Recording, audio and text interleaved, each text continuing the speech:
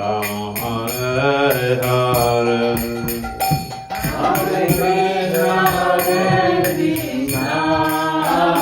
Krishna Krishna, Hare Hare, Hare Rama,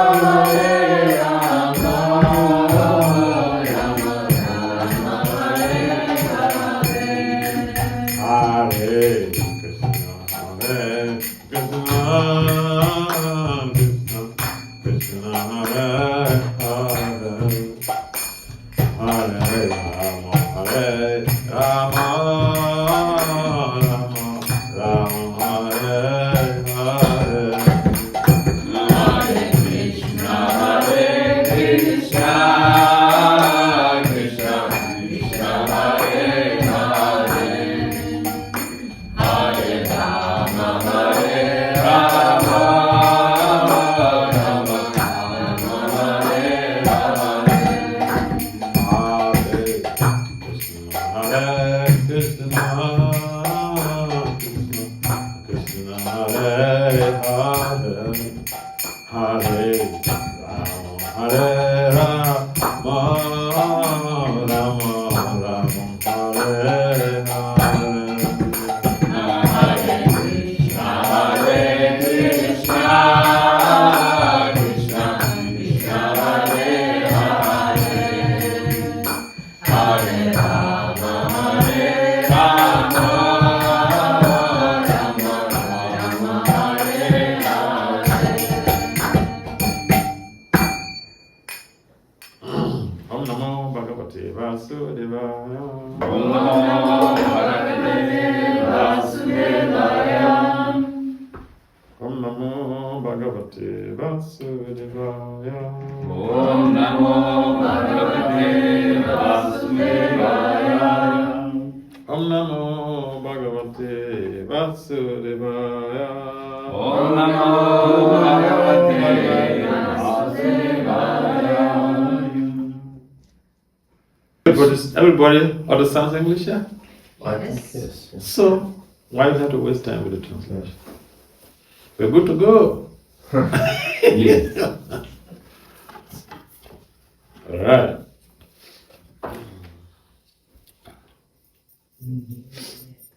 Narayanam Namaskritya Narancheva Narottamam Devim Sarasatim Vyasa Tato Janmudirai Nastapaye Subhadresu Nityam Bhagavata Seda Bhagavati Uttama Sloke Bhakti Bhavaiti. Nice to you. So, Srimad Bhagavatam, Canto. First canto, second chapter. It takes us now written. The title of this chapter is Divinity and Devotional Service. Unfortunately, the text is not written, but we shall read it. Munaya sadhu pristo ham bhavat bilokamana manangalam yat krita krishna samprashno yena atma suprasidati. Word for word translation and translation and purpose by His Divine Grace is confined time. So it's Bhakti Vasudeva Swami Kija. So word for word translation. Munaya. Munaya. Oh, the sages. All sages. Sadhu. Sadhu. This is just relevant. This is just relevant. Presto. Presto. Questioned. Questioned. Aham. Myself. Myself. Bhavat be. Bhavat be.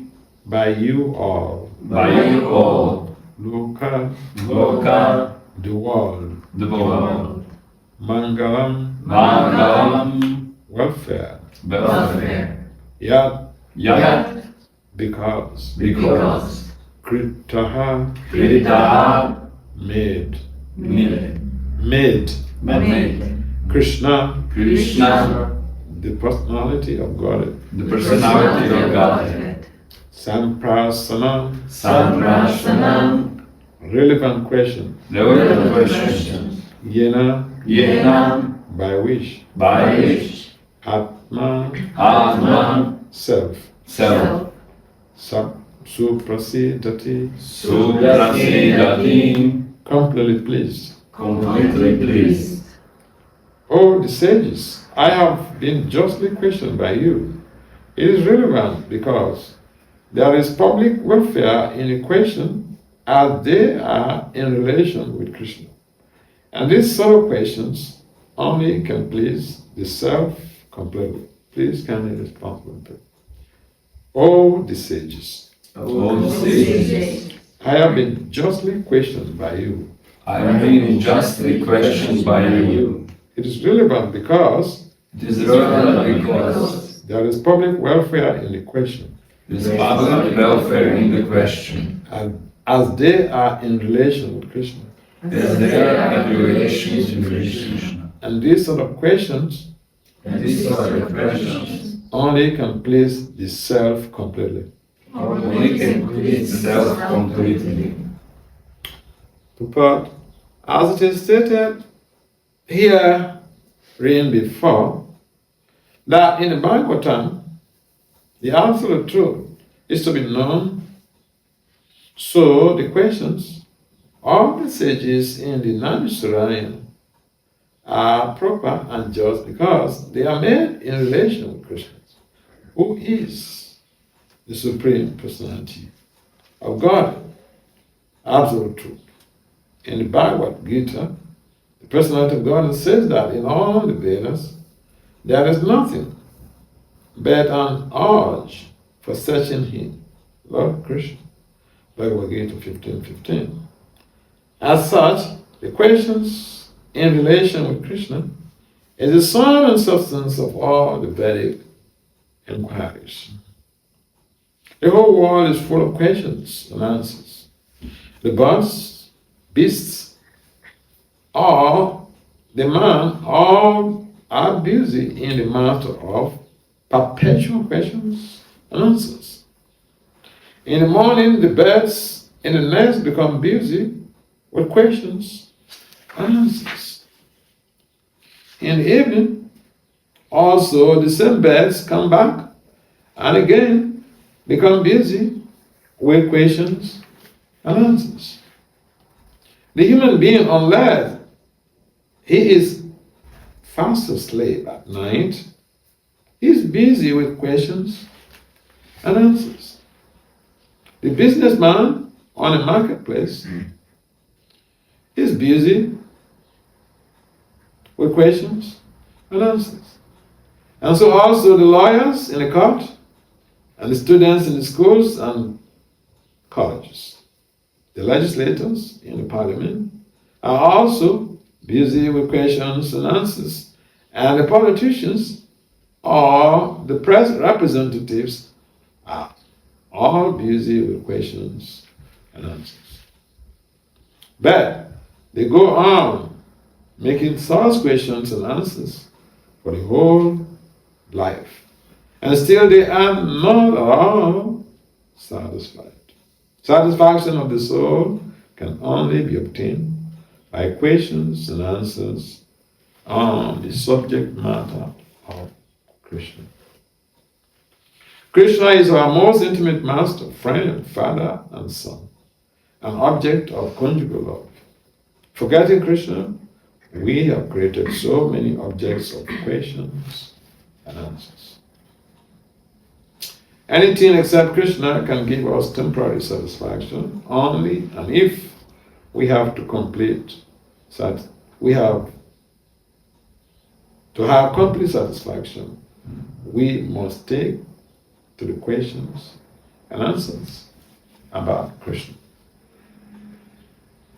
We cannot live for a moment without being questioned or without giving answers, because the Srimad Bhagavatam deals in questions and answers in relation with Krishna. We can derive the highest satisfaction only by reading and hearing this transcendental literature. learn the Srimad Bhagavatam and make an all-round solution of all problems regarding social, political, religion, and all religious matters. Srimad Bhagavatam and Krishna is the sum total of all things. You believe this? Brother, you believe this?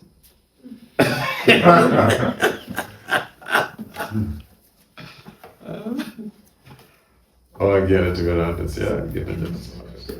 So, yeah, not as mine, see, so Chaitan, standing stars, given good telling, spinning group, Kadamaya, Dadati Swan, Kadati.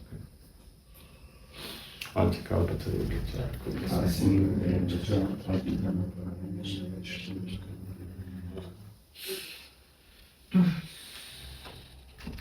Andesi Krishna Chaitanya, Nityananda Sahodha, Kududaya Krishna. Namo Vishnu Padaya Krishna Vistaya Putra Simana.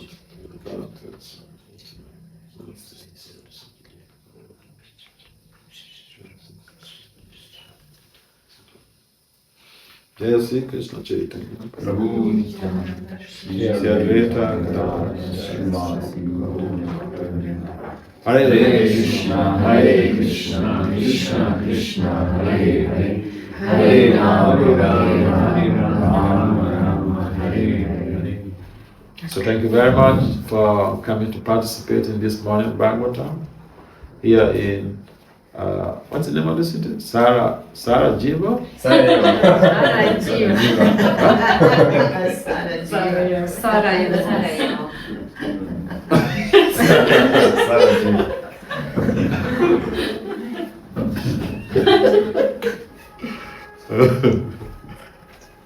I like this city, you know. I was mentioning that yesterday to her, and she said, "Yo, you're the fourth person who comes here and says you like this city." Yeah. So,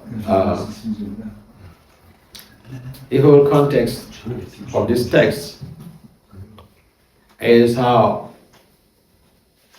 Prabhupada gives very elaborate thesis on how the whole concept of life and work, is based on questions and answers. The child is growing up, they ask questions, try to get answers from the parents. I remember one of the temple presidents in America. I used to go to his temple. So when his son was just growing up, like 5 years old or so, I remember sometimes he will call me up and say, "This boy is just really bugging me with so many questions. Some of the questions he asks, I don't have an answer." I said, "Yeah. You didn't prepare to have a child." That is the business of the parent. You have to answer all the questions that the child raises, okay? And you can't tell the child, "Hey, shut up there." I mean, like they told me when I was small and I was asking questions. And it's, from teachers, from family members, from a pastor in the church. They tell me, "You're too small. You ask too many big questions." That's not the issue. The problem is that we should have answers to the questions that our children pose. We should have answers to the questions that our students pose.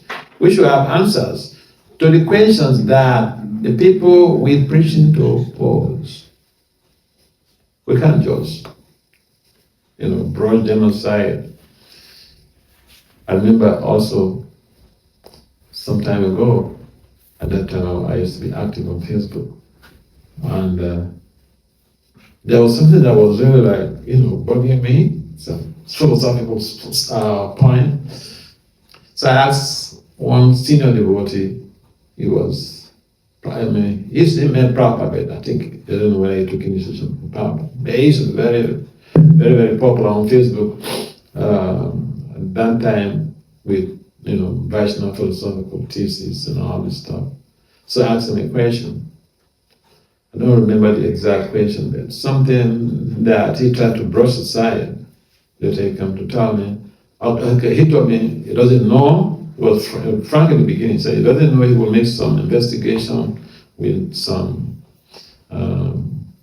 Siddhantists, like people like Prabhupada's godbrothers and all this, and get back to him. Then later, I reminded him that what he told me, I didn't like it. He started telling me that, that it was that's in a neutrality state, is not relevant for devotees. I said, listen, I joined this movement as an adult, over 18. Over 18, someone is adult. You don't treat a person like a child. In fact, even those who have attained 12 years, 13, 14, their brain faculty, if you do anything to them, they cannot forget for the rest of their lives. So when he just tried to brush my question aside, I didn't like it. So that made me to distance myself from him. So the point here is that Prabhupada mentioned in the purport, question and answers is a common denominator of life. A professor, you're a teacher, you must have answers to the questions of your students. You're a parent, you must have answers to the questions posed by your child. You're an elder, you must have answers to the questions posed by the younger ones. Otherwise, you make the relationship untrustworthy.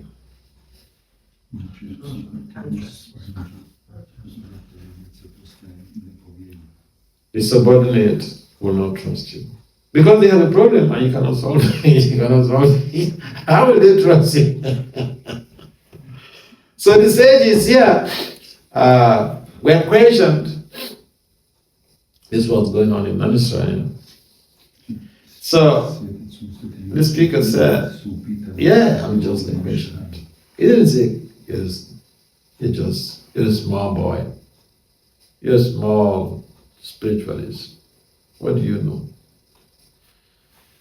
He said, yes, I'm just a question.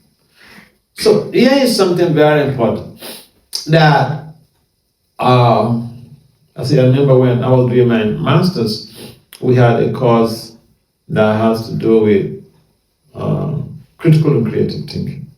And then we are taught meticulously how to respond to questions. If someone asks a question, first you appreciate. That is exactly what this speaker has done here. See, the things that are being taught in university, they are already there in the Vedas. This is exactly what he did here. He appreciated. He didn't say, you asked me too many. Why are you asking me so many questions? Appreciative thinking of the teacher, appreciative thinking of the parent, appreciative thinking of the elders. That enables the subordinate to have a sense of belonging. Because you appreciate them. If you appreciate somebody, that is a sign of love. They may say nonsense.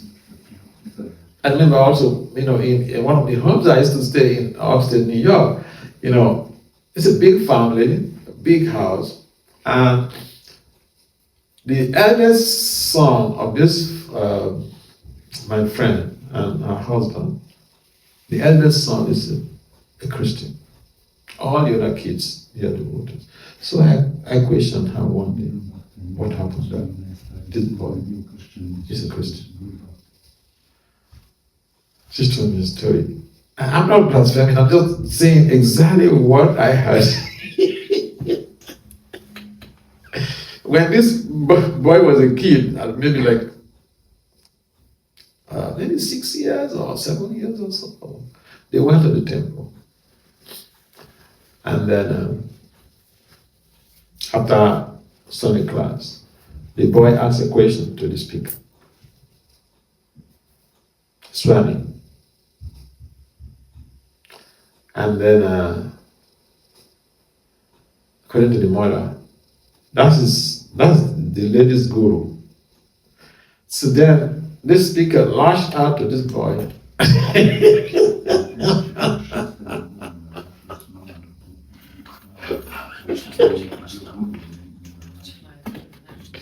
He lashed out to this boy heavily, you know. So when after the program, they are going home, and then he told the mother, Mom, I am not following you to your temple anymore.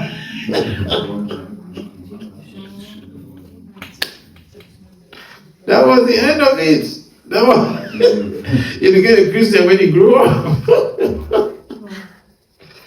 So, here is a good example of appreciative thinking. Someone may ask the question that you don't feel comfortable.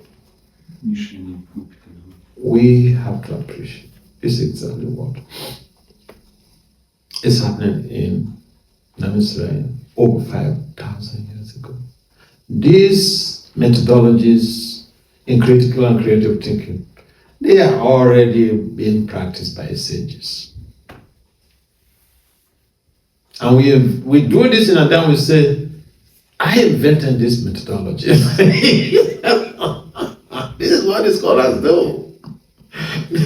They get something from the ancient Vedic literature, they polish it, and they come to say, I invented this. This is my creator, my creation. This is my innovation. So this is a typical sense of, we call it appreciative thinking. And it's used in solving a lot of problem areas. Just by being appreciative of somebody, you can motivate them to do what initially they do you want to do.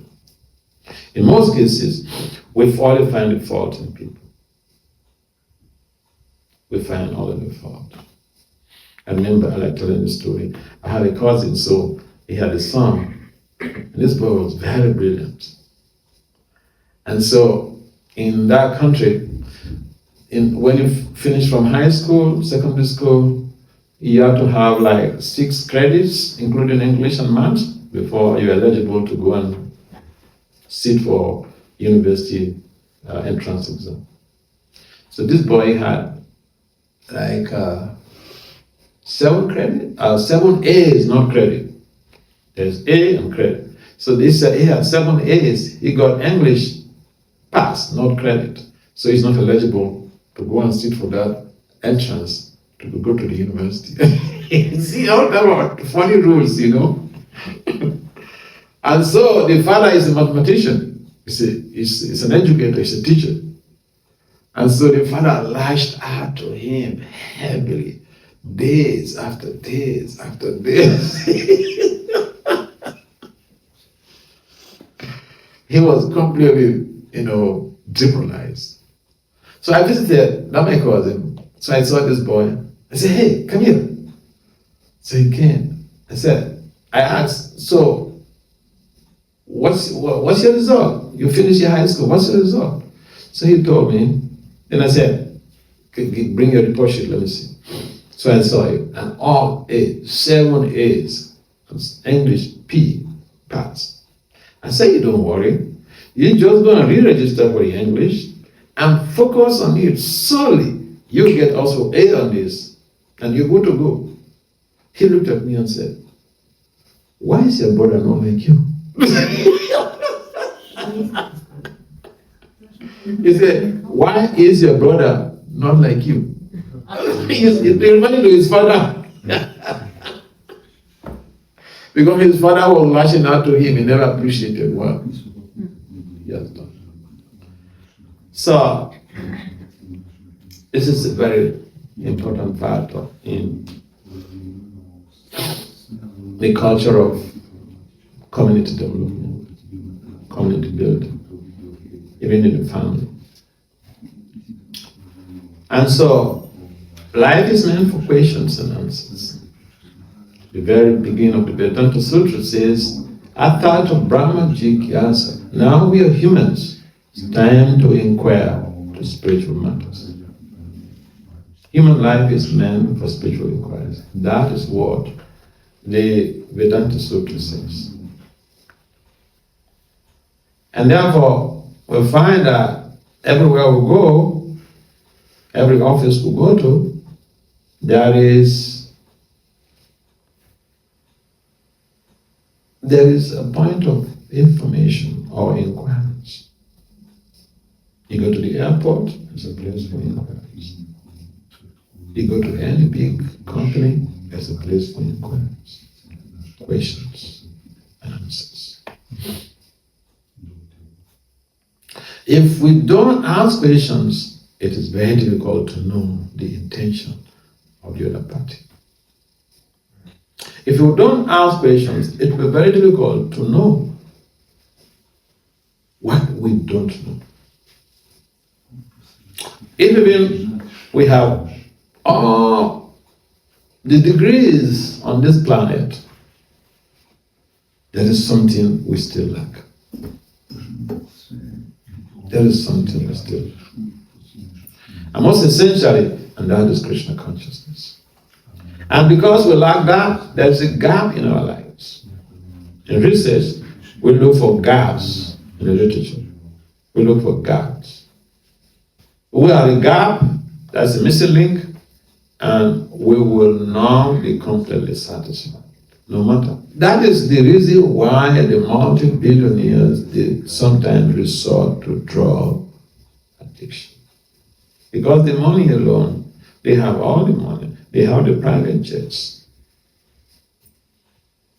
Then you see other people also, they have the money, they have the private jets. Some people may not have.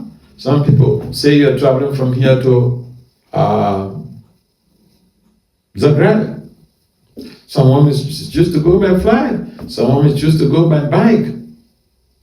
Someone was choose to go by jog truck, walking. Oh yeah?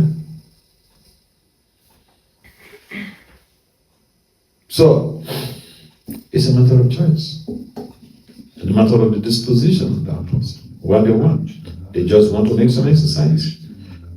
Their bodies cannot take walking. I mean, like we were coming, so I can't sit down in the car for too many hours. I'm an old man, okay? I'll break down completely. So I choose to fly over. And then it's good enough to break over in Zagreb for, there was a layover of over 1 hour. So I thought, wow, this is good. I want this, hang around and walk around. So we have to make a choice. But the essential point is that if we don't make the relevant inquiries that has to do with our spiritual growth, our spiritual upliftment. I know, I have friends who have 3 PhDs, they're not happy. They're not happy with it. And so sometimes they ask me, Dr. Dance, what's your secret? You seem happy all the time. What's your secret? I said, look, this is what I practice. Yes, so some of them may have that motivation, just because I have their degrees. And I have skills they don't have, so they are forced to befriend me. The preaching becomes easier. If you don't preach to somebody, they just saw you, you have the degrees they have. And perhaps I have more publications than most of them. And then again on top of that, he has skills, he has values that we don't have. So, friendship. Because the higher ups, there's a lot of competition. People want to see, okay, he has this, she has this. I want to be like this person. That makes the preaching very, very easy. I remember one lady, she's information technology researcher. She told me her story. The whole of her office, all of the researchers in the office, didn't know her as a lady with she has the skills, but she has values they don't have. And so one day, one other researcher, one of her colleagues, she's an Indian body. This was in South Africa. She's an Indian body. The other lady who came to meet her, who works also in that office as a researcher, she's a black body. She is married to a mega pastor, a pastor who has a huge congregation, a huge church. This lady came to her and told her, I like your lifestyle, I want to be like you. Teach me yoga. Preaching made easy by having some good, high-profile position. Because people, they have the money, they are not satisfied with the money. They have the position, they are not satisfied with the position. What is lacking, Christian? So, like the lady came, appreciated this devotee. I like your lifestyle. She didn't come to say, you nonsense. You're a researcher, but look at your life. You're wasting your life. You're not enjoying your life. You're not, smoking and drinking and yes, you have a husband, but you could also have a boyfriend. Why not? She didn't come to propose that to her. She said, I like your lifestyle. I want to be like you. So it makes the preaching very simple. Therefore, inquiries and answers are the foundations of our movement, foundations of Prabhupada's teachings. We give classes, but you don't walk away. You have to take questions. So we should be in the mode of being responsible. To respond to questions, to ask for questions, because questions are meant for clarification of ambiguities.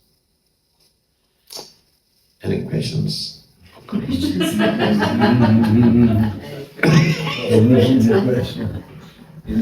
questions at this point?